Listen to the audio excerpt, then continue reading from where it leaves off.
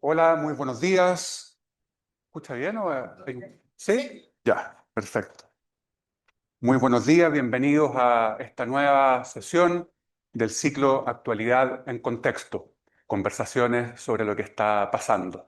El tema que nos convoca, como pueden ver, guerras, energía y economía, el impacto global en Chile.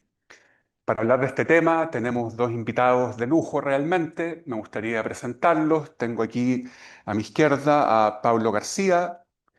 Pablo es ingeniero comercial y magíster en ciencias económicas de la Universidad Católica y doctor en economía por el MIT. Pablo fue consejero del Banco Central entre 2014 y 2024 y vicepresidente de esta institución entre 2022 y 2024. Actualmente, Pablo es profesor e investigador de la Escuela de Negocios de la UAI. A mi derecha tengo el profesor Manuel Llorca. Manuel es licenciado en Economía de la Universidad de Santiago y doctor en Historia Económica por la Universidad de Leicester en Reino Unido. Manuel es académico del Departamento de Historia y Ciencias Sociales de la Facultad de Artes Liberales y director del Magíster y Diplomado en Historia Económica y Empresarial. Manuel ha sido dos veces presidente de la Asociación Chilena de Historia Económica. Me presento, soy Nils Rivas, decano de la Facultad de Artes Liberales y voy a moderar esta conversación.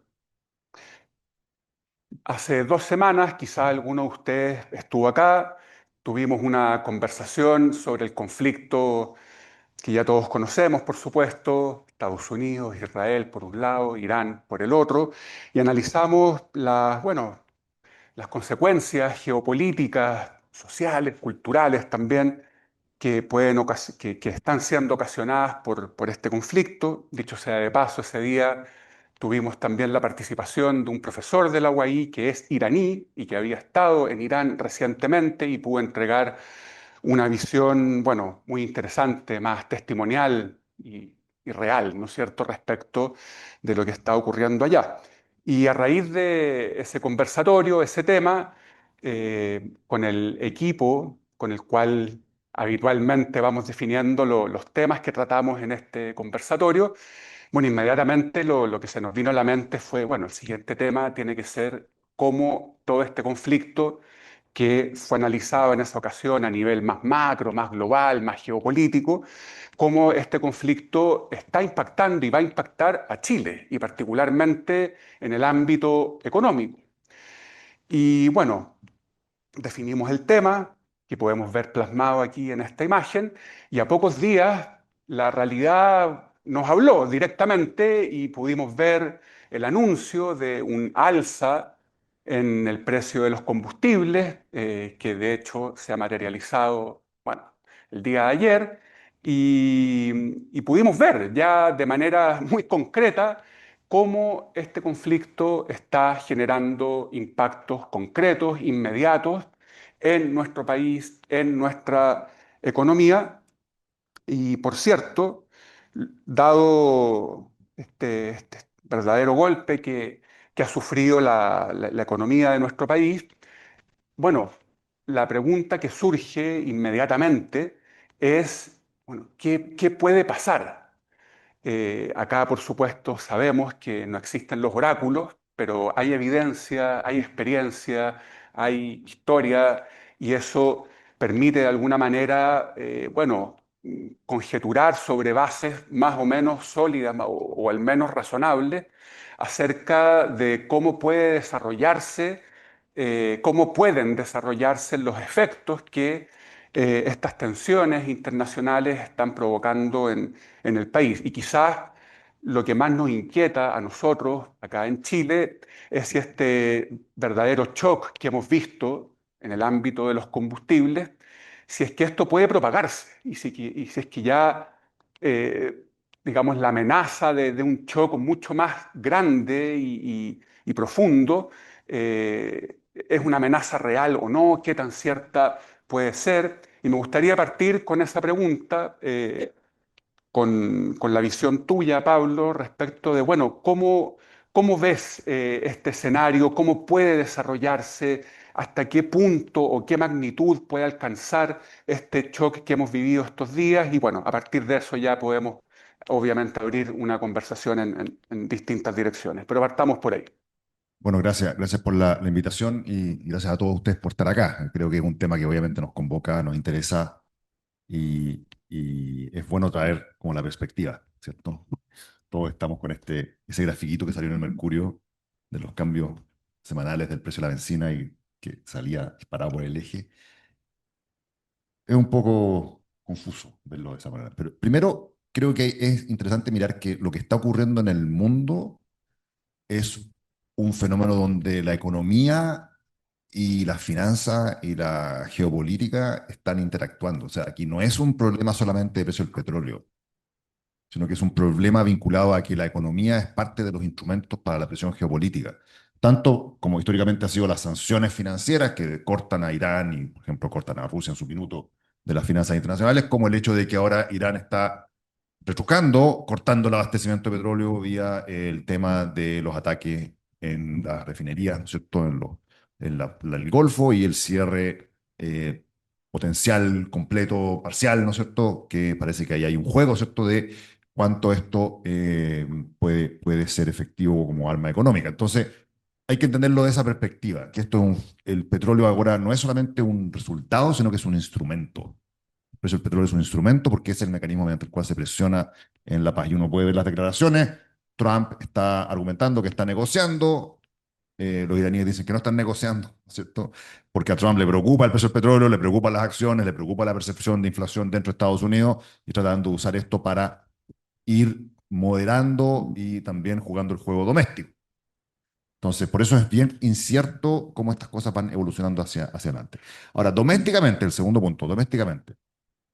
Hay un ángulo político indudable, pero hay que, primero que nada, reconocer que nosotros estabilizamos domésticamente el precio de los combustibles por prácticamente un mes. La guerra partió hace un mes y aquí no pasó casi nada con el precio de los combustibles. Entonces, cuando se dice debiésemos hacerlo de forma gradual, bueno, estuvimos un mes de forma muy expresa, yo tengo mi teoría de por qué eso ocurrió, no reflejando lo que ocurría en el mundo, no reflejando el hecho que el precio de los combustibles había subido 50%. ¿Por qué eso ocurrió? Mi impresión es que eso ocurrió debido a la conjunción de dos fenómenos. Un primer fenómeno es que los mecanismos que nosotros hemos diseñado para estabilizar los precios de los combustibles, que última versión es el famoso MEPCO que todo el mundo conoce, eh, tiene ciertos parámetros definidos por ley que, de acuerdo a la legislación, se pueden modificar de manera discrecional cada cierto tiempo, no se pueden modificar todos los días, justamente para evitar, entre comillas, manipulación por parte del Ejecutivo por razones electorales o políticas, ¿no es cierto? Entonces es un mecanismo de estabilización que tiene ciertos parámetros que le da un grado de discreción al Estado para modificarlos, pero esos grados son limitados y acotados y ocurren cada cierto tiempo. La segunda razón es una cosa bien obvia. La guerra partió a fines de febrero, el 11 de marzo tuvimos cambio de gobierno y ahora estamos a fines de marzo. Entonces, el cambio de gobierno cayó justo en la mitad de este proceso y dado toda la dinámica política que hemos visto en Chile, donde se van a juntar, no se van a juntar, se suspendieron las reuniones, hay conversaciones, no hay conversaciones, la reunión que duró 25 minutos, después todo este ir y venir que es como producto de nuestra dinámica política electoral que ocurrió el año pasado y que fue bien álgida y polarizante. Bueno, yo creo que un poquito nubló la posibilidad de que hubiésemos reconocido esto un poco más de tiempo y hubiésemos subido el precio de la benzina 100, 150 pesos por semana y no hubiésemos tenido un ajuste de una sola vez, que fue el día de ayer. Esto yo creo que es muy importante ponerlo en perspectiva, ya de que la política se mete en estas discusiones porque a nadie le gusta reconocer que el precio de los combustibles está subiendo. Hay una tercera dimensión política antes de quizás conversar en las próximas vueltas sobre las implicancias para adelante, pero yo creo que es importante poner el foco en la política. ¿Ya? Eh, Primero que nada es este fenómeno que ocurrió ayer, yo creo que revela una serie de cosas que son bien fundamentales. Bien fundamentales. Lo primero es que Chile es más pobre. Frente al precio del petróleo más alto, nuestro país es más pobre. Y la discusión que tenemos, pareciera que uno lee la prensa, la discusión era si ajustar o no ajustar. No, la discusión era cómo ajustar y en qué plazo. Algunas personas argumentan, incluyendo queridos colegas de la Escuela de Negocios, que esto se podría haber hecho en 3 semanas. Yo dudo que si esto se hubiese hecho en 3 semanas, con anunciar aumentos de 150 pesos por semana, hubiese habido paz y amor entre todos. Habría sido algo bastante similar. Me cuesta pensar que una decisión de gradualidad en plazos de un par de semanas cambiaría algo el debate que hemos tenido. Porque aquí hay que repartir pobreza. Esa es la realidad. Porque nosotros importamos combustibles y repartir pobreza es muy complejo porque nadie quiere que le toque, ¿no es cierto? En lo personal, yo no veo ninguna razón para que me subsidien la bencina 97. Entonces, y ahí está la idea de, bueno, el querosene, ¿cierto? Cómo se hace, etcétera, etcétera. Bueno, ese es un desafío político. Y el último punto político que quiero hacer, que esto también creo que es bien fundamental respecto a lo que ocurrió ayer, que con esto el gobierno del presidente Kast rompió un tótem muy importante que había sido, de esta forma, tentador para los partidos de la centro derecha por mucho tiempo, que era la idea de eliminar el impuesto a los combustibles. Es algo que salió en algunas veces, el mismo tuitó en su minuto, salió en las redes. La tentación muy generalizada, un poquito más de la nueva derecha, si tú quieres, de las últimas décadas, eliminemos los impuestos y partamos por el impuesto a los combustibles. Yo creo que lo que se demostró estas semanas es que ese tótem se eliminó. ¿Por qué? Por razones fiscalmente de todo sentido del mundo. Acá no se puede tapar el sol con un dedo, ¿cierto? El impuesto a los combustibles recauda magnitudes ingentes de recursos. Tenemos que reflejar la escasez en el mundo. Eso no se soluciona vía de disminución de impuestos. Entonces, creo que eso es muy importante el punto de vista de lo que puede venir hacia adelante. Perfecto, muchas gracias, Pablo. En el ámbito de las humanidades, de la literatura particularmente, es casi un lugar, por supuesto.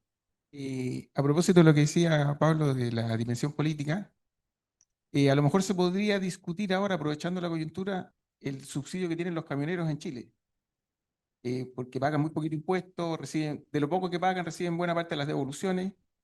Entonces, si estamos hablando de subsidiar ciertos sectores que se van a ver más perjudicados con esto, ¿por qué no partimos con eso? Esa es una posibilidad. Y lo otro también, abrir el cabotaje marítimo, digamos, que no se ha abierto todavía a todas las banderas, digamos, que podría facilitar, abaratar un poco también la distribución de mercadería en Chile. Son dos cosas de la parte política que se podrían aprovechar de discutir, digamos. Muy buen punto.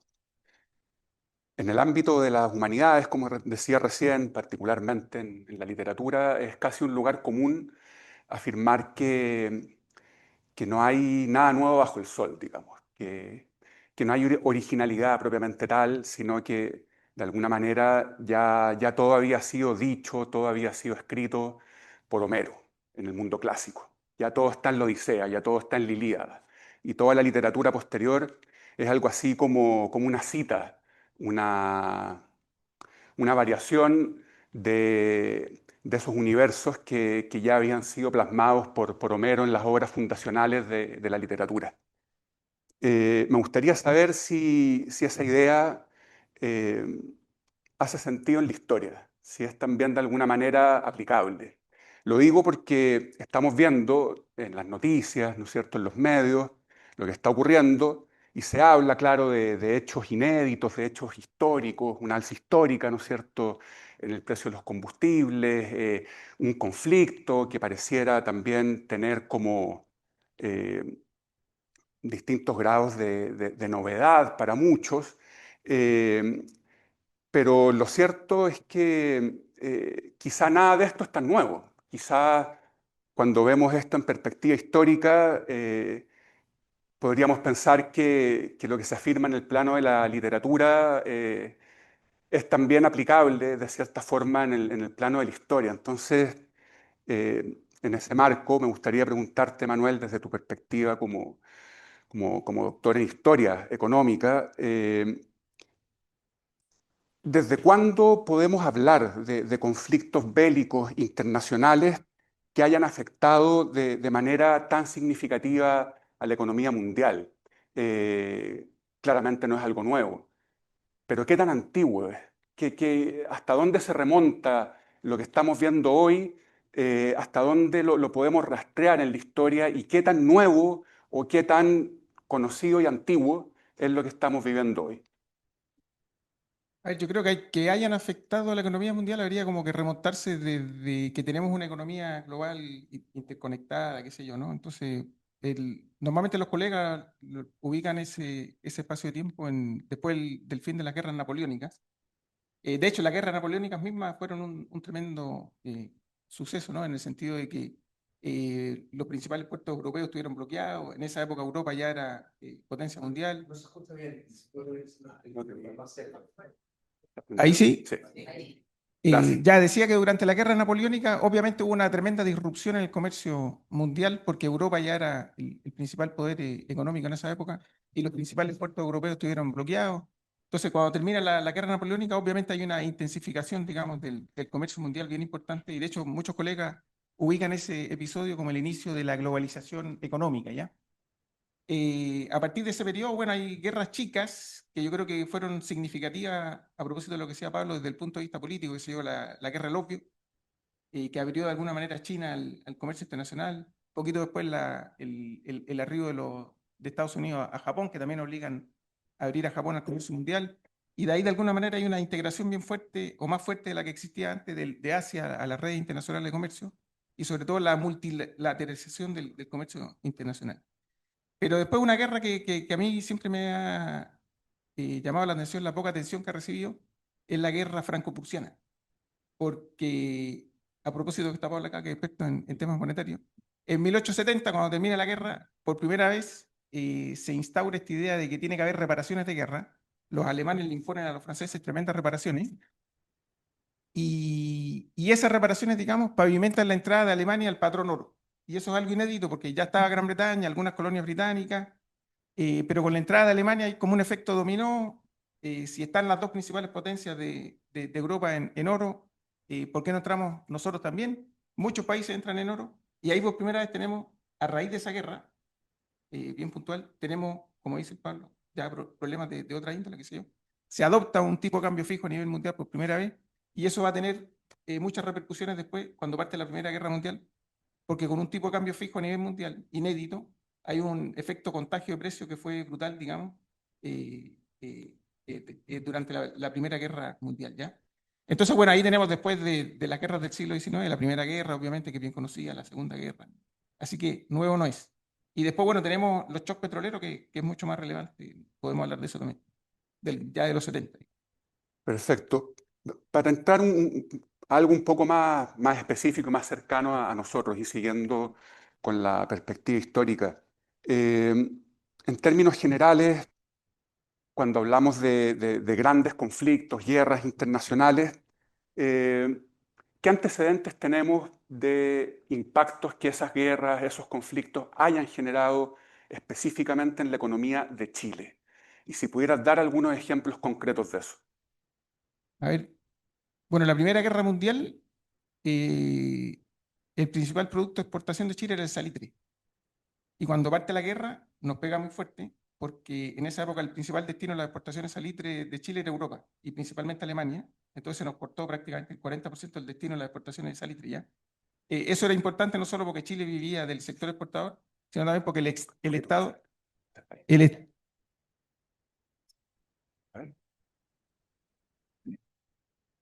entonces no, le pega al sector exportador muy fuerte en tiempos en que el crecimiento económico de Chile estaba principalmente liderado por las exportaciones, pero también le pega a la recaudación estatal. Entonces ahí el impacto fue bien fuerte en Chile, tanto para el sector privado como para el sector público, ¿ya? Eso se arregla después un poquito cuando el salitre se empieza a usar como explosivo, qué sé yo, pero de todas maneras nos pegó bien fuerte, ¿ya? Bueno, después hay colegas que dicen que en realidad la Gran Depresión es herencia de la Primera Guerra Mundial. Hay hartas teorías sobre el origen de la Gran Depresión. Yo me caso con esa de que de alguna manera es consecuencia de la Primera Guerra, un poco rezagado. Y bueno, la Gran Depresión sí que nos pegó fuerte, digamos. O sea, Chile fue el país peor afectado por la Gran Depresión, sobre todo el sector exportador, la caída del Producto Interno Bruto fue brutal. Así que ahí hay como dos ejemplos bien claros de efectos negativos. Y después efectos positivos, bueno, la Guerra del Pacífico, digamos. Aunque cueste decir, fue muy positivo para la economía chilena porque anexamos dos tremendos territorios que nos permitieron le permitió al Estado vivir, digamos, por varias décadas. Entonces uno puede ver efectos negativos, efectos positivos de diversas guerras. Perfecto, muchas gracias, Pablo. No sé qué mirada tienes tú ahí viendo esto en términos más como en clave histórica, por decirlo así. A ver, creo que lo primero es que más recientemente es indudable que la energía y el petróleo son un elemento central en los conflictos globales que hemos visto desde el siglo XX. Uno de ustedes deben saber que hubo la batalla naval de Coronel, ¿no es cierto?, de la Primera Guerra Mundial. ¿Por qué fue en Coronel? Porque había carbón, ¿no es cierto? O sea, es una cosa bastante natural. La Segunda Guerra Mundial, bueno, los alemanes llegaron a Stalingrado buscando petróleo, los japoneses fueron sometidos a un embargo petrolero y por eso invadieron Indonesia para conseguir fuente de petróleo. Entonces, el petróleo siempre ha estado vinculado a las tensiones geopolíticas y a los conflictos bélicos. ¿Cómo se aplica eso para hoy? ¿Cómo se aplica eso para hoy?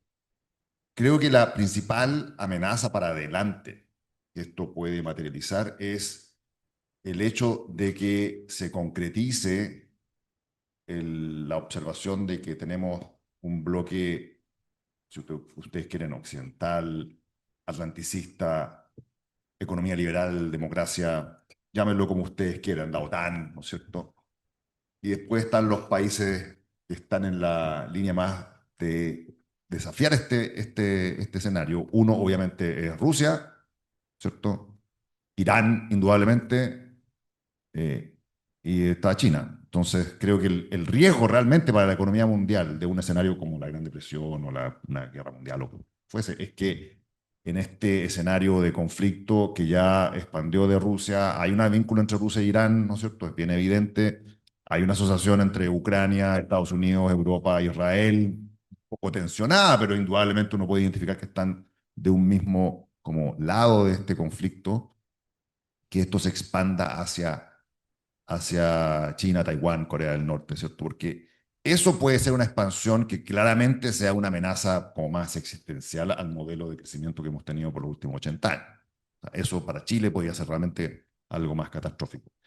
¿Hay antecedentes de que eso pueda ocurrir? Yo creo que no es muy obvio, no es para nada evidente, no es algo que uno pueda decir que es inmediato, pero yo estaría pendiente de ese escenario. El resto, si esto dura 6 meses, un año, o quizás se mantiene como a baja temperatura por un tiempo mucho más prolongado, como ocurrió en los 80 por la guerra entre Irán e Irak, ¿no es cierto?, y los problemas en el Golfo, o en los 70, ¿no es cierto?, con los problemas del momento de los boicot del petróleo, ¿no es cierto? Son cosas que hemos visto y que han logrado ser, para la economía chilena, ser superadas. Pero una expansión de este conflicto hacia Asia, creo que eso sí sería una amenaza mucho más existencial para nuestro futuro. ¿Por qué digo esto? De hecho, ayer me entrevistaron en la cooperativa y yo traté de poner un poquito de paño frío de que esta no es una hecatombe, este no es el fin de nuestro modelo de crecimiento, este no es un momento histórico del aumento de los precios de los combustibles. Claro, que ocurra en un día porque nos demoramos 4 semanas en hacerlo, eso no haya ocurrido antes, pero es un accidente, ¿no? Porque hemos vivido este fenómeno otras veces, lo vivimos en el 2000, lo vivimos en el 2000, se tienen que acordar, asume el gobierno de Lagos, tenemos tremendos problemas las tarifas de los buses, paros de buses, ¿no es cierto? Y las primeras medidas que tiene que hacer el gobierno de Lagos en ese minuto es establecer un mecanismo de estabilización de los precios de los combustibles con variaciones semanales. Porque de las lecciones que hemos aprendido es que es mejor esto moverlo seguido y no esperar y postergar y de repente tener que pegar un tremendo ajuste, como nos pasó con las tarifas eléctricas y en este caso en particular la mala suerte que coincidió con el cambio de gobierno y nos demoramos 4 semanas en hacerlo, ¿cierto? Entonces, primero que nada, tener ajustes graduales. Esto ocurrió el 2000, el precio del petróleo pasó de 9 a 25 en un año, tuvimos un problema, la inflación llegó a 4,5%, no fue el fin del mundo, ¿ya? Nos ocurrió también el año 2008. De hecho, el año 2008, producto de problemas de demanda, el petróleo llegó a 150, ¿ya? Y hubo obviamente también presiones, tensiones, etcétera. Ocurrió el 2014, asumió el gobierno de Michelle Bachelet, el primer desafío que tuvo fue lidiar con el precio de los combustibles y se inventó el MEPCO en ese minuto. Ocurrió el 2022. Asume el gobierno de Boric justo después que en febrero partió una guerra que provocó un tremendo problema con los combustibles. Claro, en esa época salió un poquito en la palestra el MEPCO, el exministro Marcel salió a defender lo que hizo en ese minuto, Nos demoramos 9 meses en ajustar los precios domésticos y nos gastamos 2.500 millones de dólares en el camino. Que uno es cuestionable que haya sido una buena decisión o no, las circunstancias eran muy distintas. Como la inflación estaba en torno a 10%, la economía estaba totalmente descalibrada. Yo creo que era peligroso haber hecho un ajuste agresivo del precio de los combustibles producto de la guerra y quizás valía la pena gastarse esa cantidad de recursos, dado que además la situación fiscal era bastante más en términos de la disponibilidad de recursos y los balances se veía un poquito más ordenada. Hoy día la macro está muy ordenada, la inflación bajó, está por debajo de la meta, la economía está en equilibrio y por lo tanto hay un espacio para hacer un ajuste que podría haber sido, bueno, en 3 semanas o 2 semanas, pero no es una cuestión dramática. Entonces yo por eso creo que hay que poner en perspectiva de que esto no es una hecatombe lo que estamos viviendo ahora y que más bien el aliño y la pimienta de la campaña política, el cambio de gobierno y las tensiones de si el país está quebrado o no está quebrado. De hecho, primera vez que yo veo que el ministro de Hacienda, el ministro de Interior, el presidente del Banco Central desmienten una comunicación oficial del Palacio de la Moneda.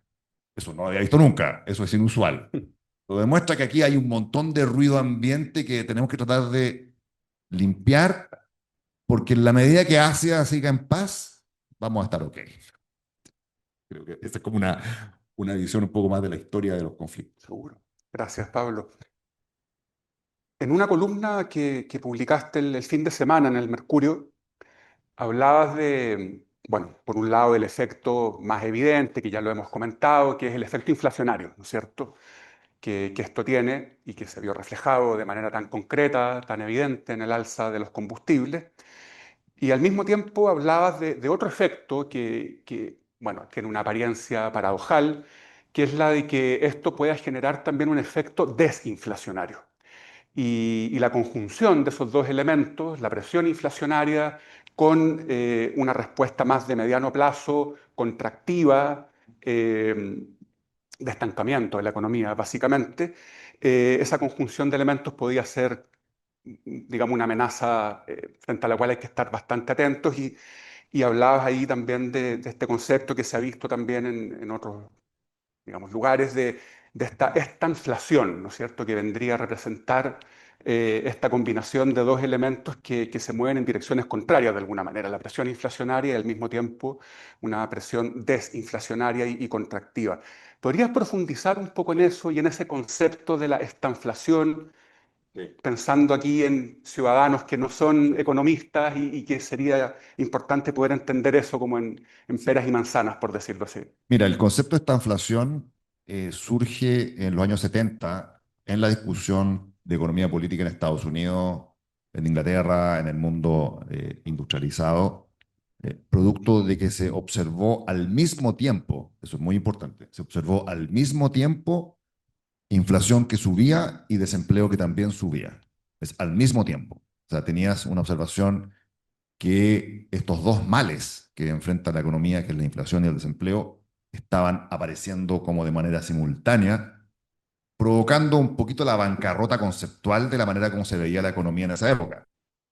Esa bancarrota conceptual fue, comillas, solucionada gracias a la visión moderna de la banca central autónoma, de la influencia del monetarismo de Friedman, la fusión con ideas keynesianas más previas, ¿no es cierto? Hoy día ya no hay tanta diferencia entre keynesianos y monetaristas. Ya eso es ya se logró una fusión que logró solucionar el problema de los 70, donde se observaba al mismo tiempo inflación y desempleo con la incapacidad de si la profesión de los economistas y los banqueros centrales de entender cómo se lidia con esto. Eso se solucionó. Tenemos un Banco Central Autónomo en Chile hace muchas décadas con esquema de metas de inflación.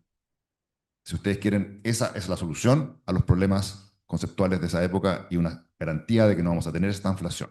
Garantía institucional, por supuesto, la gente se puede equivocar, ¿no? Pero ahora, ¿qué es lo que ocurre respecto a lo que tú mencionas? Y de hecho, el Banco Central publicó su informe de política hace unos días atrás, que es re útil porque lo ilustra de una forma que a mí me sorprendió, pero lo ilustra de manera muy gráfica, muy gráfica. Primero, que el efecto directo del precio de los combustibles para una economía como la chilena es justamente aumentar la inflación en el corto plazo. Eso indudablemente está ocurriendo, lo estamos viendo, eso reduce el poder adquisitivo de las personas, aprieta los costos de las empresas y por lo tanto es un mensaje de, comillas, es necesario ajustarse un poquito el cinturón, hay que ajustar quizás la Semana Santa vamos a hacerlo en Santiago, no vamos a ir quizás a regiones, ¿no es cierto? Quizás no vamos a viajar fuera de Chile en el invierno, porque los pasajes de avión van a subir, entonces tú tienes una política más de restrictividad de tu gasto porque los costos de una cosa importante como los combustibles han subido. Ahora, esa decisión lo que genera es que a medida que transcurre el año, la economía va a estar un poco más floja, no va a crecer tanto como se esperaba. A principio de año estamos todos súper optimistas, ¿no es cierto? El precio del cobre, nuevo gobierno, boom de inversión, ¿no es cierto? Baja de impuestos. Ahora la cosa es como no se ve tan bien aspectada, se ve un poco más apretada y eso, ¿qué es lo que hace? Que como la economía está más floja, hacia el próximo año, donde vamos a estar mirando con espejo retrovisor lo que pasó hoy día con los combustibles, la economía va a estar más floja y la inflación va a empezar a bajar. Y si la inflación baja, lo que corresponde es que el Banco Central acomode eso. ¿Por qué creo que fue súper interesante lo que hizo el Banco Central? Porque si uno mira una cosa media técnica que ellos publican, pero que es uno de los últimos gráficos que le llaman el corredor de tasas, que es una cosa media técnica donde dibujan, muestran como sus visiones de lo que podría ocurrir con la tasa de interés, están dando la sugerencia, no, obviamente no es un compromiso, no es una promesa, puede que la tasa la suban un poquito este año y después la bajen el próximo año. Entonces, porque así se enfrenta el problema inflacionario que estamos viendo hoy día para que no se propague a toda la economía de manera sistemática y después cuando la economía esté más floja van a bajar la tasa el 2027. Esa es la reacción a través del tiempo porque los fenómenos de inflación, a diferencia de los fenómenos macroeconómicos, a diferencia de la estagflación que ocurren de forma simultánea, estamos viendo que aquí ocurren en este escenario de forma secuencial. Primero vamos a tener un poco más de inflación este año, en torno a 4%. El próximo año va a bajar. ¿Ya? Esa es la manera como hoy día se ve y eso garantiza que no haya simultáneamente un problema macro que no sabes cómo lidiar. Acá hay que dosificarlo a través del tiempo y asegurarse que la inflación eventualmente vuelva a la meta. La clave para que eso se logre es que la gente le crea al Banco Central de que la inflación al final va a ser 3%. Y esa es una razón muy importante que aprendimos de Friedman. La inflación al final es un problema del Banco Central, no del precio de los combustibles. De aquí a 3 años, la inflación que tengamos en Chile va a depender de que le creímos al Banco Central que iba a ser 3%. Y esa parte creo que ha estado bien asentada. Yo creo que el informe fue un muy buen informe. Está medio perdido por todo el ruido y el debate y la polémica, pero es un informe muy potente y que a mí me sorprendió lo claro y transparente que fue diciendo este año posiblemente íbamos a crecer 3, ahora vamos a crecer como 2. Y la inflación va a subir, va a ser 4%, pero el próximo año va a bajar. Ese es el panorama que yo creo que da certeza o credibilidad de que no tenemos un problema de escalada inflacionaria o de hecatombe nacional, como a veces si uno prende la radio o ve las redes, parece que estamos viviendo. Perfecto, muchas gracias, Pablo. Sí, le quería hacer una pregunta, Pablo.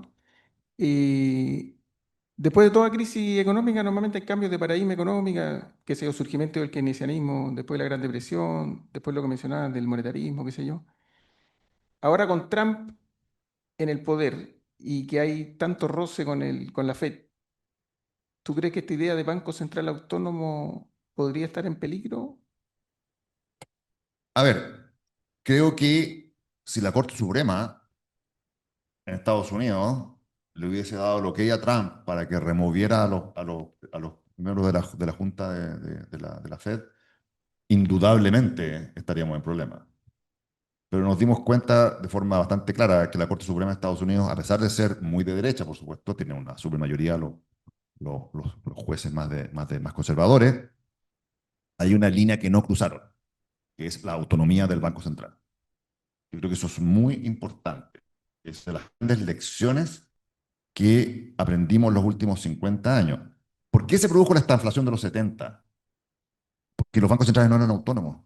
De hecho, el presidente del Banco Central de Estados Unidos, de la Fed, Arthur Burns, su principal característica es que era el mejor amigo personal de Richard Nixon. Entonces, claro, ¿cómo se hace para controlar la inflación? Controlemos los precios, fijemos el precio de la benzina, pidamos que la gente gaste menos en calefacción. ¿Se acuerdan? Jimmy Carter salía como con un chalequito en la casa diciendo aquí hay que bajar un poquito la calefacción para ahorrar. ¿No? Esas cosas fueron superadas con la idea de que aquí el Banco Central tiene que ser autónomo, porque eso es lo único que le da credibilidad a nuestro dinero, que son papelitos de colores que los imprimen unos burócratas. La única forma de darle credibilidad a eso es que el Banco Central sea autónomo, que no dependa del gobierno de turno. De hecho, cambió el gobierno, el Banco Central sigue siendo el mismo. ¿Cierto? Eso es muy importante. Sin duda. Manuel, siguiendo con la mirada histórica que, bueno, hemos partido de algo más general, ¿no es cierto? Grandes conflictos bélicos internacionales que han tenido consecuencias globales, luego conflictos que hayan tenido también algún efecto importante en Chile y en su economía. Ahora podríamos ir a algo más particular, que tiene que ver con guerras que hayan golpeado al sector energético en particular. Y en ese sentido, ¿qué antecedentes históricos tenemos de algo similar a la guerra actual que estamos viendo? Eh, ¿Qué ocurrió en esos conflictos, en esos antecedentes que podemos encontrar en el pasado? Y cómo eso impactó no solo a la economía mundial, sino a Chile en particular. Sí, a ver, yo diría que el primer conflicto de esta naturaleza debiese ser el de 1973, con la guerra entre Israel y algunos países árabes, que el precio del petróleo, si mal no recuerdo, se cuadriplicó en esa época. Es diferente ahora porque venía de un nivel muy bajo, digamos. O sea, Europa desarrollada, en general el mundo desarrollado se había acostumbrado a crecer muy rápido con un costo energético muy bajito, ¿ya? Y entonces, bueno, viene este tremendo conflicto. Luego viene la revolución islámica en Irán en 1979, después la guerra Irán-Irak. O sea, fueron varios shocks muy seguidos que finalmente dejan el precio del petróleo súper alto por mucho tiempo. Bueno, hasta el día de hoy. Y bueno, respecto de América Latina, a ver, durante ese periodo surgen lo que se conoce como los petrodólares. Todos estos países que con estos exportadores de petróleo, con estos tremendos precios, empiezan a inundar las arcas fiscales, lo reciclan, digamos, en el sistema bancario del mundo occidental. América Latina, incluido Chile, se empiezan a endeudar de manera bien brutal, digamos, en parte para financiar importaciones de petróleo, obviamente, la demanda por petróleo es bien inelástica, sobre todo en el corto plazo. Y bueno, lo hacen, digamos, este endeudamiento inicial a tasa muy bajita, pero flexible. Entonces, lo que decía el Pablo, cuando viene la subida de tasas para contener la inflación, sobre todo en Estados Unidos, el famoso shock de Volcker, creo que llegaron como a 20%, si mal no recuerdo, y eso se generalizó en todo el mundo, digamos.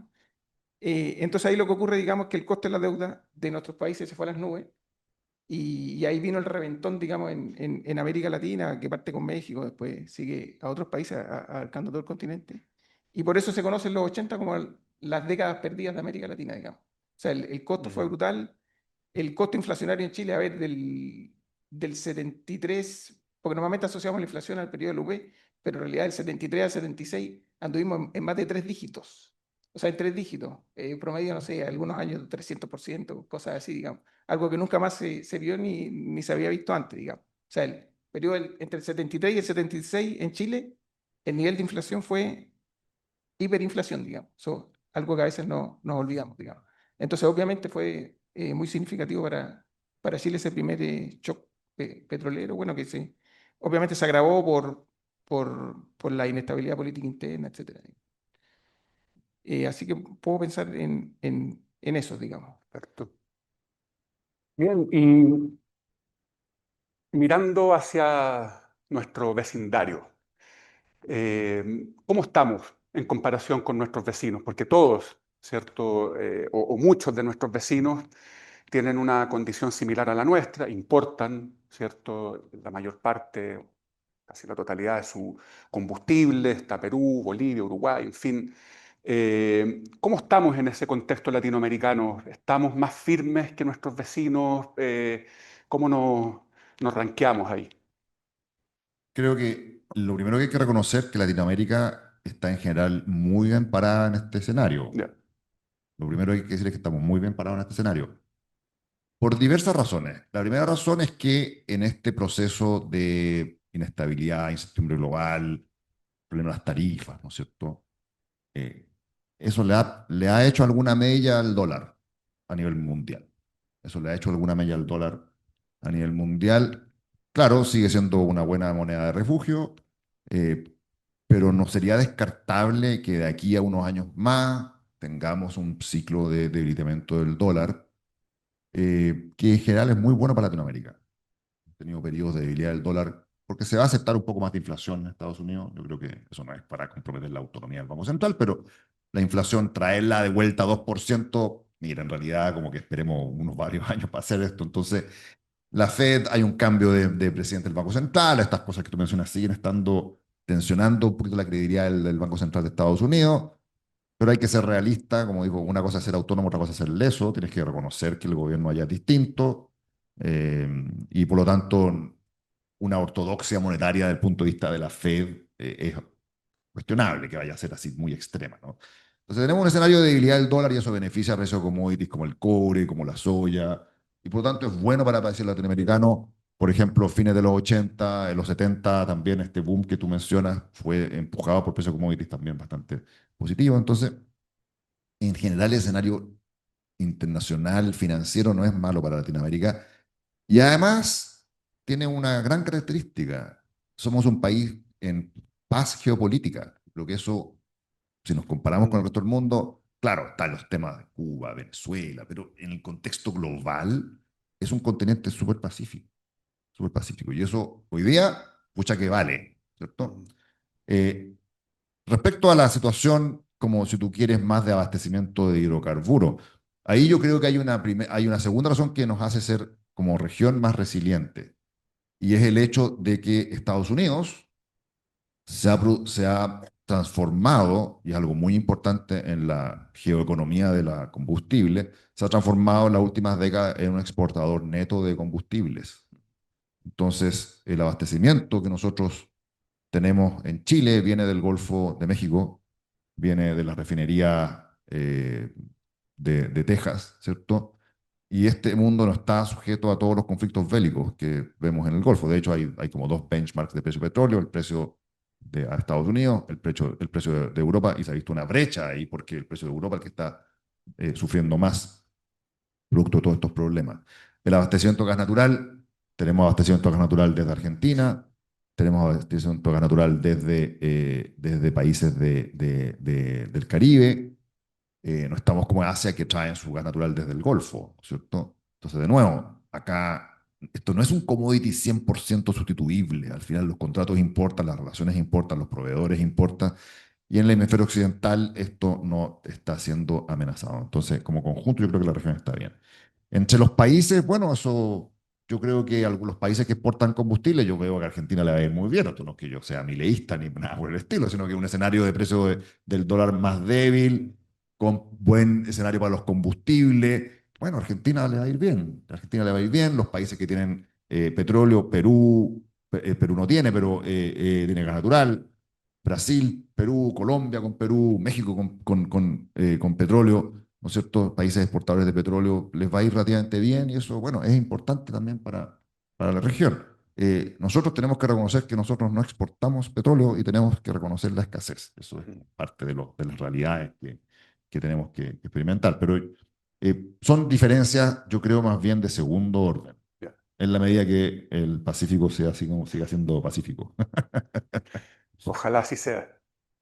Una pregunta Bueno. para Pablo, aprovechando que está acá, que no siempre lo tenemos a la mano. Mencionaste que el dólar, a pesar de que se debilitó, sigue siendo moneda de refugio. ¿Por qué ocurre eso siempre? ¿Por qué en los últimos, no sé, 100 años no ha surgido otra moneda de refugio de la importancia del dólar, a pesar de que los gringos se han portado tan mal tantas veces, digamos? Estoy Bueno, pensando que desde las devaluaciones de Nixon en adelante, digamos. Bueno, si tú miras el valor del dólar en términos reales, desde que se rompió el patrón oro, ¿cierto? Con Nixon a principios de los 70, hemos tenido básicamente tres grandes ciclos de dólar fuerte. Hemos tenido tres ciclos de dólar fuerte. Uno fue en los 80, otro fue a principios de los 2000, y otro es ahora, que todavía seguimos como en la colita de ese fenómeno, ¿cierto? Y estos fenómenos de dólar fuerte han coincidido con básicamente tres cosas. Uno, una situación fiscal un poco desordenada en Estados Unidos, ¿cierto? Gastando más de lo que tienen, teniendo harta deuda. Segundo, tasa de interés relativamente alta por parte de la Fed.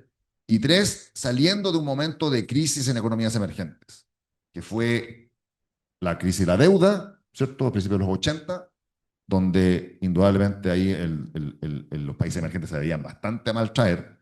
La crisis asiática a fines de los 90, donde también con el default en Argentina, los problemas en Brasil, o sea, realmente los países emergentes se veían bien mal. Y el COVID ahora. Entonces, tú tienes una coincidencia de estos tres fenómenos que te justifican el rol del dólar, porque todo esto es relativo al final. Ahora, hay otra razón más bien histórica que tiene que ver con lo que tú mencionaste, el patrón oro, y cómo el patrón oro muta hacia el patrón dólar, ¿cierto? Y eso muta hacia el patrón dólar producto de que cuando se crea el sistema de Bretton Woods al fin de la Segunda Guerra Mundial, hay una muy bonita foto, se hace esta reunión, ¿cierto? En New Hampshire.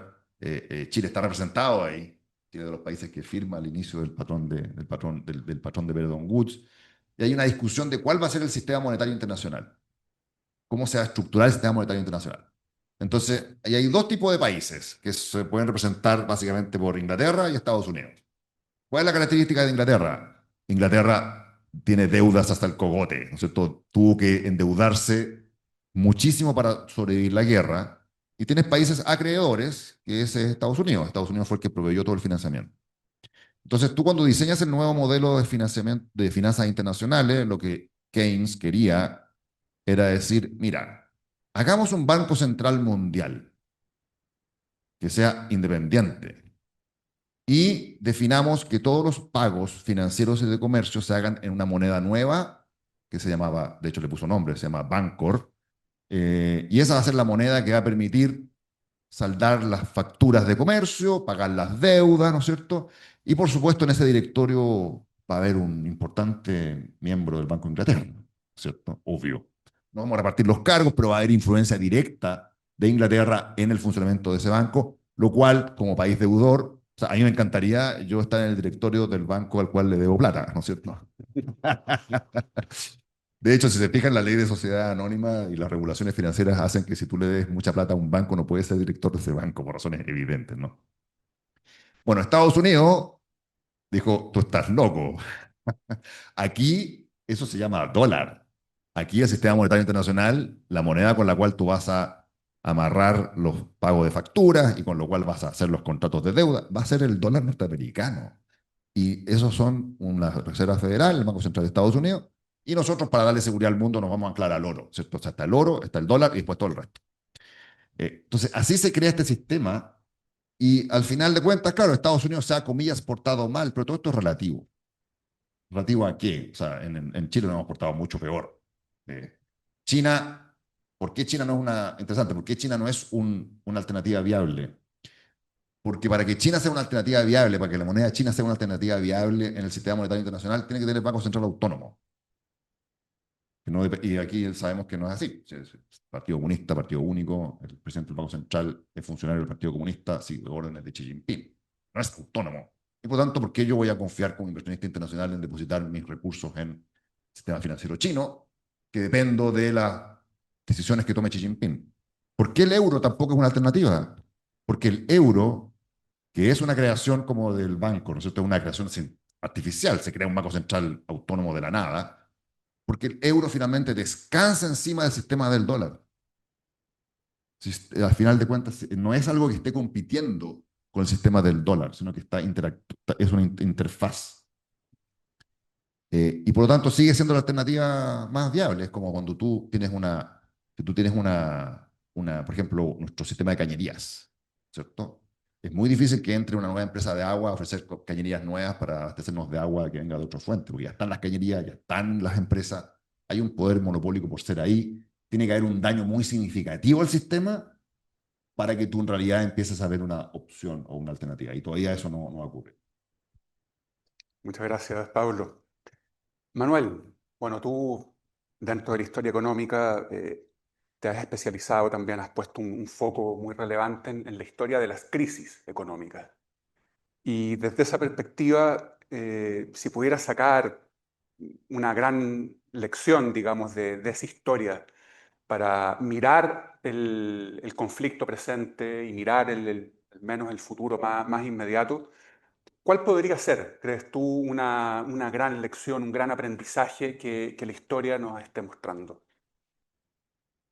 Uy, yo creo que aplicado a este caso en particular, eh, yo iría a tratar de implementar políticas de reconversión energética, aprovechando la coyuntura, qué sé yo, los franceses en algún minuto apostaron por la energía nuclear, en algunos países europeos por la energía eólica.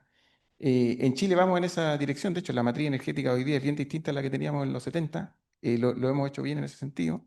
A lo mejor se podría aprovechar la coyuntura y hacer un empujoncito más fuerte. Eso como lección, digamos, aprovechar la crisis para apostar fuerte por la reconversión energética. Lo otro que se me ocurra a raíz de la intervención ahora de la Agencia esta Internacional de Energía, se ha demostrado, digamos, que tener reservas es algo positivo, reservas de petróleo. A lo mejor en Chile podríamos pensar en tener algún mecanismo de acumular reservas de petróleo, ¿por qué no? Sí ha habido, el Pablo mencionó que se habían gastado no sé cuántos miles de millones de dólares en algunos episodios pasados. Bueno, si hay esa plata, se podría apostar a tratar de tener reservas propias, justamente para afrontar este tipo de crisis. Entiendo que Chile ahora está postulando a esta organización, pero no se la ha aceptado. Me imagino que tiene que cumplir algunos requisitos, qué sé yo. Pero esas dos cosas yo creo que podríamos rescatarlas, digamos. Sí, déjame agregar eso, que creo que es súper interesante lo que tú mencionas, porque indudablemente tenemos una gran oportunidad por el lado de la transición energética en Chile. Por ejemplo, el parque de buses Sí. la red ex Transantiago, muchos son eléctricos, menos mal, o si no tendríamos un problemón, pero ya mucho peor. Y avanzar en seguir electrificando nuestro parque automotriz. Yo tengo un auto híbrido, así que bien, pero... O sea, la próxima es eléctrico. Vas bien encaminado. No, no, es súper natural que eventualmente incluso los costos marginales van a tender a bajar, o sea, y es generación chilena, es PIB chileno, no tenemos que importar, entonces claramente ahí hay un punto. Mm, Por el lado de reserva de petróleo, yo creo que ahí el desafío es la inversión en almacenaje, porque tenemos una capacidad limitada de almacenaje, o sea, si tú quieres tener reservas de petróleo, tienes que empezar a invertir en almacenaje a escala bastante sí. más masiva, y ahí la discusión va a ser, bueno, ¿quién quiere tener unas tinajas de petróleo al lado de la casa? ¿Cierto? Va a ser bien polémico. Una lección que yo también saco para complementar lo que tú mencionas es que fijar precios es un desastre. O sea, fijar precios es una estrategia muy complicada. En particular el precio de los combustibles, porque te empiezan a generar un hoyo fiscal incontrolable, pero también muy importante, fijar el tipo de cambio. O sea, creo que tener una moneda que reaccione frente a las noticias y que se ajuste y tener flexibilidad cambiaria es esencial. Las grandes crisis chilenas han venido porque hemos fijado el tipo de cambio. El patrón oro, como tú mencionaste, ¿cierto? En la Gran Depresión. La crisis del 80, claro, tuvimos todo este boom de crédito, ¿cierto? Y la crisis posterior fue por el dólar a 39 pesos. Error garrafal. La crisis asiática, básicamente rigidez cambiaria. Hace 25 años que no tenemos crisis financieras en Chile. El Banco Central cumplió 100 años. Cumplió 100 años. Un cuarto de ese tiempo ha sido bajo el esquema de flexibilidad cambiaria. Y coincide que no hemos tenido ninguna crisis. Yo creo que esa es una lección súper importante. No pololeemos con la idea de fijar precios ni en los combustibles ni en el dólar. Perfecto. Bueno, muchas gracias. Me gustaría abrir la conversación con el público. Si alguien tiene alguna pregunta, por favor, aprovechemos aquí la instancia allá atrás.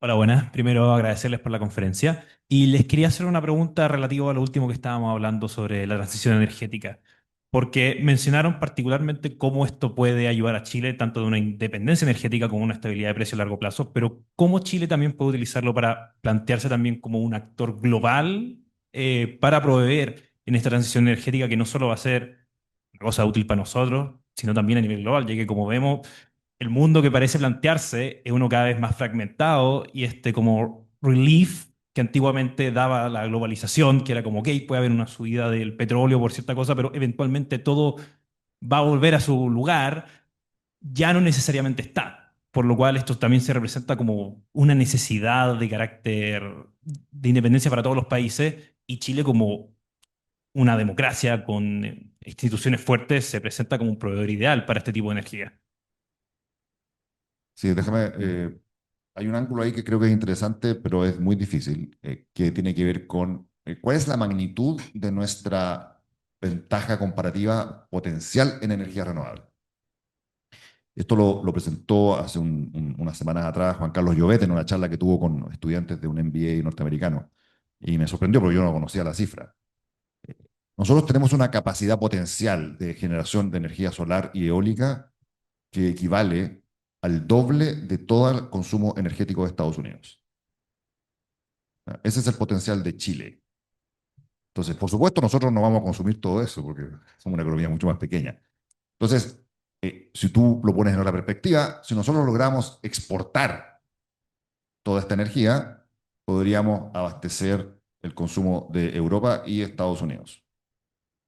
Es monumental. La pregunta es cómo se hace, ¿cierto? ¿Cómo se hace? Entonces, habían algunas ideas locas que era, por ejemplo, que yo creo que es medio inviable, ¿no? Pero si lográramos tener un cable de transmisión, no de datos, sino que de energía, ya entre Antofagasta y Nanjing o Shanghái, es increíble porque tenemos otros usos horarios y otras estaciones. Entonces, es como el match perfecto. Ahora, la pérdida en la transmisión es monumental. Entonces, no es tan factible. La otra idea que ha dado vuelta es el hidrógeno verde. El hidrógeno verde, la gracia es que transforma energía renovable en amoníaco y después tú la retransformas en energía. Y no contamina porque usas el aire, usas el agua y después se vuelve todo a ser aire y agua. No hay en esencia carbono neutral. El problema que hay ahí es que, primero, las inversiones son monumentales, ¿no es cierto? Son decenas de miles de millones de dólares y hubo un conflicto, por ejemplo, con los astrónomos. Entonces empezamos a discutir si la energía renovable o la estrella, difícil, ¿cierto? Difícil hacer el equilibrio. Los astrónomos invirtiendo 6.000 millones, la energética invirtiendo 11.000 millones, entonces son magnitudes muy grandes. Magallanes, ¿cierto? Los puertos, son magnitudes de inversión gigantes, pero hay otro problema que, bueno, ¿cómo lo haces? Es muy difícil, pero lo segundo que es muy complejo es que para que esto funcionara tendrías que tener un mercado internacional de hidrógeno verde que funcionara, con estándares, con consumos homologados, transformarlo como un commodity parecido al petróleo o al gas natural. Y eso no está ocurriendo porque cada zona económica, Asia, Japón, Corea, Estados Unidos, Europa, están avanzando en el hidrógeno verde, pero más como políticas industriales domésticas, es decir, promoviendo los productores domésticos locales y no al mercado global. Entonces yo creo que el hidrógeno verde tiene para Chile es un problema porque no tenemos un mercado global que esté con apetito de comprarnos. Pero no hay para qué hacer eso. Podemos simplemente seguir avanzando en electrificar lo más posible toda nuestra estructura productiva. Hoy día nosotros importamos alrededor del 5% de combustibles fósiles, 5% del PIB de combustibles fósiles, son 15, 20 mil millones de dólares. Si eso lo transformamos en PIB doméstico, esa es la mejor agenda por crecimiento. Pues, producción nacional permitiría eventualmente reducir costos, aumentar la competitividad de nuestras exportaciones. Pero no sé si podemos jugar un rol más allá de eso. Puede ser un ejemplo. Pero si hubiera una demanda global por hidrógeno verde, genial, seríamos el proveedor del mundo. Pero veo difícil que eso se materialice. ¿Quieres agregar algo? Sí, dos cositas chicas nomás, que yo creo que son más fáciles de implementar. Por ejemplo, a raíz de alguna crisis energética, algunos países europeos en los 70 y los 80 apostaron fuerte por las ciclovías. En Chile se ha tratado de hacer algo, pero a las chilenas, uno ve hartas ciclovías que terminan en un árbol, cosas así. No se ha hecho en serio, digamos. Eso por un lado. Y lo otro, el transporte público en Chile lo ocupan algunos sectores de la sociedad solamente. Entonces yo creo que hay que apostar para tratar de tener un transporte público que lo ocupe todo el mundo, digamos. O sea, de hecho, de los que estamos acá, yo creo que muy poco nos movemos en transporte público. Y eso es muy diferente a lo que ocurre en otros países, digamos. Entonces, y esas son, yo creo, dos cosas relativamente fáciles, más fácil que exportar energía a China, digamos. Y se puede hacer en el corto plazo, pero en serio. Muy bien, gracias. Por acá tenemos otra pregunta. Hola, ¿qué tal? Muchas gracias por la invitación. Los felicito por la iniciativa. Consulta. Lo que estamos viviendo hoy día yo lo interpreto como el fracaso de lo que pudo haber sido la OTAN, de lo que pudo haber sido la ONU, ¿no es cierto? La ONU nace en 1945 justamente para evitar conflictos bélicos a futuro. La OTAN nace 4 años después, en 1949, para justamente protegerse de la Unión Soviética, protegerse, ¿no es cierto?, del comunismo.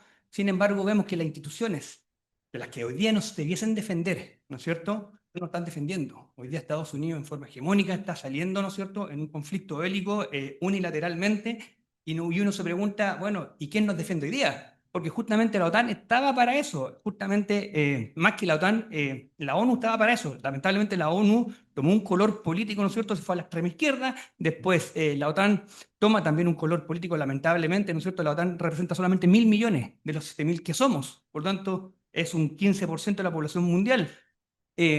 ¿Cómo lo hacemos? Mira, bueno, yo no soy experto en relaciones internacionales, pero la gracia de ser economista es que uno tiene algunos conceptos que uno puede aplicar. Lo primero es que las instituciones no son instituciones, las instituciones son personas. Entonces, cuando tú creas el modelo del año 45, Bretton Woods, el Fondo Monetario, el Banco Mundial, la OMC, ¿no es cierto?, que tenemos hoy día, las Naciones Unidas, la idea es, la idea del punto de vista de Estados Unidos, del liderazgo político de Estados Unidos, es decir, llevamos 50 años en que este despelote en Europa nos ha obligado a intervenir. Y hemos tenido guerras, hemos perdido gente, tratemos de armar un sistema que esto nunca más ocurra. Entonces, ¿cómo se hace eso? Construyamos un mundo donde el resto se parece a nosotros. Entonces reconstruimos Alemania, se parece a Estados Unidos. Reconstruimos Japón, ya no hay reparaciones, sino que es al revés, ¿no es cierto? Entonces construyes un mundo donde además de la Unión Soviética, el resto de los países como que se parecen. Y tenemos estas Naciones Unidas, donde hay cinco países que son los que ganaron, entre comillas, la Segunda Guerra Mundial, que son los adultos del equipo, ¿cierto? Son los adultos que ellos, entre ellos se arreglan, entre ellos como que van a poner las reglas de comportamientos decentes. Eso ha durado mucho, pero yo creo que han habido dos grandes errores de cálculo en este diseño y que nos lleva a que estemos como estamos. El primer error es creer que con la caída del muro de Berlín y la disolución de la Unión Soviética, Rusia, esto lo dice Stephen Kotkin, Rusia se iba a transformar en una especie de Francia sobredimensionada. ¿Por qué? Un país orgulloso, con una historia imperial, con una cultura especial, y con sus cosas mañosas, ¿no es cierto? Pero un participante constructivo de la comunidad internacional. Y por lo tanto, bien, check. Segundo error épico, que yo creo que estamos viendo hoy día también. Con la entrada de China a la OMC el año 2000, con la secuencia de Hu Jintao, ¿no es cierto?, después de Deng Xiaoping, en que teníamos, claro, no hay democracia, pero es esta burocracia de expertos que se renueva cada 10 años y bueno, está bien, hay distintas visiones internas, pero se va a transformar en una Corea del Sur o un Japón sobredimensionado, con sus peculiaridades, su autoritarismo, porque Japón es básicamente partido único, ¿cierto? O Singapur, pero o sea, está bien, y con su historia tradicional, pero no un participante constructivo de la comunidad internacional. Ninguna de las dos cosas ha pasado. Yo creo que ese es como y de los cinco, tienes a dos que básicamente no quieren jugar con estas reglas, porque cuando China dice que está por el multilateralismo, no es multilateralismo, eso es como en China, o eso es haz las cosas como yo quiero. Y Rusia claramente fuera. Y Estados Unidos, frente a eso, empieza a salirse un poco también del escenario, entonces las instituciones fallan porque los países y las personas fallan, pero yo creo que los dos principales errores de cálculo, que quizás no eran predecibles, y que este sistema diseñado en el año 45 simplemente no ha sobrevivido a la, comillas, victoria sobre el comunismo, ¿cierto? El sistema tuvo que cambiar porque efectivamente derrotó el comunismo, pero los excomunistas no se transformaron en neoliberales democráticos. Tienen su peculiaridad y quieren opinar respecto a que el mundo no es como lo quiere Estados Unidos. Y Trump llega un poco, reacciona un poco a eso. Ahora, esto es una opinión bastante desinformada, pero yo creo que por eso las instituciones no funcionan hoy día, porque las personas y la idea que estaban en su minuto simplemente se volvieron como obsoletas. Manuel, ¿cómo lo ves tú? Sí, yo ahí discrepo un poco con Pablo, en el sentido de que yo creo que los que se han portado peor hoy día en términos de respetar las reglas son los gringos. O sea, la OMC tiene reglas bien estrictas. Si tú le metes un arancel de 10% a un país, se lo tienes que meter a todos. No puedes discriminar. Eso es una regla de la OMC. O sea, en rigor, Estados Unidos tendría que haber sido expulsado de la OMC por el tipo de política que ha aplicado, discriminatoria. Eso no existe. O sea, el espíritu de la OMC no es ese. Y de hecho, China se demoró tanto en entrar a la OMC porque los gringos querían reservarse el derecho a tratarlos de manera diferente, digamos. Y bueno, finalmente logran entrar y no lo podían hacer, pero lo hacen, lo están haciendo ahora, digamos. No sé, yo trabajé en la comisión, ¿cómo se llama? Tiene un nombre súper largo, Secretaría Técnica encargada de la distorsión en el precio de las mercaderías importadas. Eso Ponen la hacienda. y que de hecho trabaja en el banco, opera en el Banco Central. Y nosotros, cada vez que íbamos, Chile, cada vez que iba a aplicar un impuesto antidumping, había que demostrar el margen de dumping, que la industria local estaba dañada, que había causalidad, patatí, patatá, y todo eso, porque esa era la regla de la OMC. Y eso es lo que hace un país que quiera adherir a la regla de la OMC. Los gringos hoy día no lo están haciendo. Entonces, respecto a tu pregunta, yo creo que la OMC debería colapsar, debería morir nomás. Porque el principal socio, el jefe, el adulto mayor, se está portando como la wifi. Claro. Así. Bueno, y hablando de los griegos, como lo que decía Tucídides, ¿no es cierto? Claro. Al final los poderosos hacen lo que quieren y los Tal débiles cual. tienen que sufrir lo que les toca. Quizá un argumento más pesimista aún es que el episodio de globalización del año 45 hasta quizás cuando, ¿no es cierto?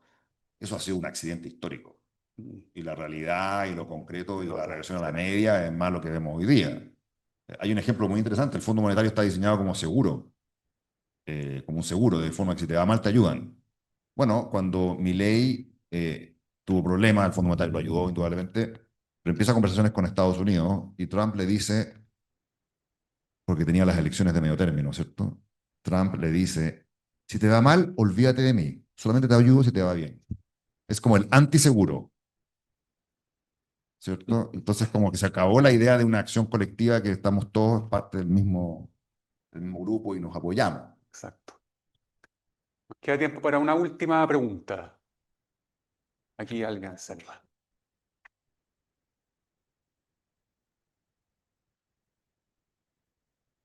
Buenos días, muchas gracias. Agradecer a la universidad por este espacio y la generosidad de los expositores también. Yo tengo dos consultas. Eh, bueno, si bien la guerra nos ha generado hoy día un impacto sobre el petróleo, y mi consulta es, bueno, ¿en qué momento un conflicto bélico internacional podría también afectarnos una parte que es minoritaria de nuestra matriz energética, que es los recursos renovables? Esa es una pregunta. Y la segunda, que tiene que ver un poco con lo que fue mi día de ayer, ¿no es cierto? Ayer recorrí varias reuniones desde Santiago Centro hasta Vitacura y me encontré con dos aspectos. Primero, que la situación del alza de los combustibles hizo que, a mi juicio, nos empezáramos a mirar varios con sospecha, digamos, unos con otros. Un poco lo que aquí al comienzo se comentó, que claro, ante el alza de un precio, no creo que seamos todos amigos. Eso lo pude percibir ayer en distintas reuniones, como digo, entre Santiago y Vitacura. Y la segunda, que es el motivo de mi pregunta, tiene relación con que uno de los argumentos, parece que hubo una noticia, yo no la pude ver, pero que surgió también, yo diría, en todo digamos, este espacio geográfico de la capital, eh, surge también algo que me preguntaron mucho. Me decían, bueno, ¿por qué en Chile sube más el precio del petróleo o el alza fue mayor respecto de el resto de los países latinoamericanos? No sé, yo entiendo que hay varias preguntas, pero no sabría cómo responder eso de manera más formal al ciudadano de a pie. Esas son mis dos consultas que Muchas tenía. gracias. Respecto a lo primero, creo que, bueno, obviamente si se nos empiezan a caer bombas hay un problema, pero yo creo que eso puede descartarse. Quizás la principal, comillas, como complicación que podemos enfrentar hacia adelante es que se empiece a implementar o se imponga o tengamos que adaptar algún tipo de política de monitoreo de inversiones para sectores estratégicos como la generación y transmisión y distribución de energía. Porque eso implicaría empezar a decir, bueno, vamos a aceptar algunos socios y no otros. Y eso puede trabar, complicar la situación actual de varias empresas que tienen socios chinos, por ejemplo, o la generación de inversiones a futuro, que quizás que pueden tener proveedores de China o inversionistas desde China, pero que quizás por una política más de seguridad nacional, llámalo como tú quieras, que habría que implementar porque no la tenemos, se te complique o se te haga más caro la expansión de la capacidad de generación, de transmisión y distribución de energías renovables en Chile. Creo que esa es como la amenaza más concreta en los próximos años. Respecto al segundo punto, acá esto tiene que ver con el punto de base. ¿Cuál es el punto de base? ¿Cuál es el precio en Chile de los combustibles en tiempos normales? Más allá de que suba y baja producto del efecto del MEPCO. Supongamos que no hay MEPCO, que no está ni subsidiando ni aumentando el impuesto. Hay un impuesto específico a los combustibles. Y en Chile es verdad que en Chile tenemos en general precios para la gasolina en particular, no para el diésel, como tú dices, que está al revés, ¿no? Tiene un impuesto más bajo, que es en promedio más alto que en Estados Unidos, por ejemplo. Y es más alto que en algunos países latinoamericanos, es más bajo que en Europa. Entonces ahí tiene que ver con cuál es el valor, cuál es el precio correcto para un producto como en los combustibles. Y esa la economía tiene una respuesta que es súper clara. Cuando algún tipo de producto te genera externalidades negativas, sea congestión, sea contaminación, efecto en la salud, ¿no es cierto? ¿Para qué decir cambio climático? Tú tienes que poner un impuesto extra. Tienes que poner un impuesto que el equilibrio privado no es suficiente. El equilibrio privado es ineficiente porque te genera muchos efectos adversos y eso se compensa con un impuesto. Lo mismo con el impuesto a los cigarrillos, al alcohol, ¿no es cierto? Y además, otra política muy razonable en finanzas públicas es que hay que recaudar impuestos y lo que dice las finanzas públicas es que eso no te conviene hacerlo solamente con un producto, sino que tienes que repartir los impuestos entre muchas cosas de forma de que cada cosa se vea afectada un poquito. Y eso lo repartes de forma de que aquellos productos como los cigarros, que la gente que fuma va a seguir fumando, aunque le cobren lo que le cobren por los cigarrillos, ese comportamiento que es muy inelástico, como se dice en economía, le cobras un impuesto mucho más grande. ¿Ya? En cambio, aquí, por ejemplo, si tú le pusieras un impuesto a las manzanas verdes, nadie comería manzanas verdes y no recaudarías nada, porque simplemente comen manzanas rojas, ¿no es cierto? Bueno, con los combustibles pasa lo mismo. Como son demandas bien inelásticas, en general el impuesto va a ser más alto desde el punto de vista más de recaudación. Entonces, hace sentido que los impuestos específicos, porque el impuesto total que tú le cobras a los combustibles, o a los cigarrillos, o a los alcoholes, sea más alto que el impuesto que le cobras a las manzanas verdes, por razones de externalidades y por razones de eficiencia en tu recaudación. Eso es algo que en Chile se ha implementado de forma bien disciplinada desde la revolución neoliberal, si tú quieres, en los años 70. Estas cosas se aplicaron directamente así. Y por lo tanto es una cuestión bien eficiente. De hecho, en Chile el precio de las bencinas, en la brecha respecto a lo que tú tendrías que cobrar para efectos de combatir el cambio climático no es tan grande. En otros países, Estados Unidos, es mucho menor. Que allá tú, por razones políticas no puedes subir el impuesto. Muchas gracias, Pablo. Manuel, no sé si quieres agregar alguna última idea al cierre Sí, no, de este pensando, conversatorio. eh, a lo mejor podríamos tomar la oportunidad de esta crisis de repensar la estructura tributaria de Chile también, digamos. Chile sigue dependiendo por los siglos de impuestos indirectos, muy poquito impuestos directos. A lo mejor algo podríamos pensar, por ejemplo, para aliviar un poquito el impuesto al combustible, digamos. Eso.